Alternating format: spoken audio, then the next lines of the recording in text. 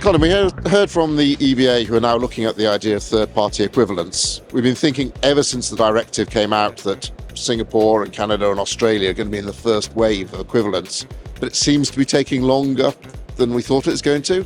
How material is that, do you think, and is it starting to become spread sensitive for Singaporean issuers? Well, I think equivalence is something that we really have been thinking about, working about for quite a long time.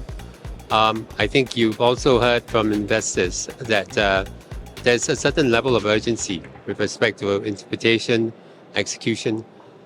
But I do believe that as much and as long as equivalence takes, there is a covered bond label that does currently do its job in terms of providing data points with respect to the key transparency, harmonization, information that's required. The tick boxes that goes into comparable information with the directive. So I think in the absence of the directive actually coming out, I think in the interim, the covered bond label should be able to be the platform for investors. So it's market initiatives rather than the actual strict third-party equivalence or not that's the important thing? Well, third-party equivalence has the vagaries and complexities of politics and governments. So I think it will take quite a bit of time. And as indicated, it is on a government-to-government agreement. At least that's the proposed implementation journey. That being the case, it will invariably take quite a long time. And in more general terms, in the Singapore market, it seems to have reached maturity now. Can we expect any more issuers, any more growth, any innovations? Often it's been said that covered bonds are boring. I like to maintain that it continues to be boring.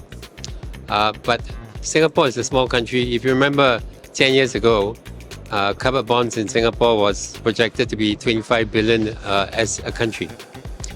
Today, the three issuers programs are close to 50 billion. So in 10 years, that's a doubling of potential issuance. I would also dare predict that by the end or by mid or by the same time this year, by the same time next year, we should have one or two more issuers in the market, bringing the total number of issuers to maybe 4 or 5. And I'm going to ask you a question I've asked you many times over the years about when are we going to start seeing a genuine Sing dollar investor base for covered bonds? I think it's a question not so much of the issuers, but whether there's potential investors. I think there are investors available for Sing dollar denominated covers, given where they price against where the cover is priced. But that said, I would not discount the fact that the new issuers might actually issue in Sing dollars.